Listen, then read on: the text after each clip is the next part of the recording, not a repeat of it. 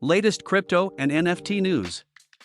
South Korean prosecutors track down Terra's co-founder Kwon Do in Siberia. Kwon Do, the co-founder of Terra/Luna, is reportedly in Siberia, according to a recent Bloomberg report. He is charged under the case of draining $60 billion worth of investments by the South Korean government. According to the prosecutors, Kwon Do has been residing in Siberia. Previously, he was said to be in Singapore, as Terra's office was in the country, and then in Dubai, but his location is now reportedly in the region of Russia. What could be the reason for Kwon Do to be staying in Siberia? Except that he's hiding from the regulators? The authorities are now working with the Siberian government for cooperation.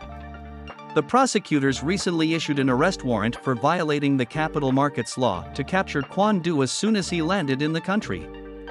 Visit our website for more news.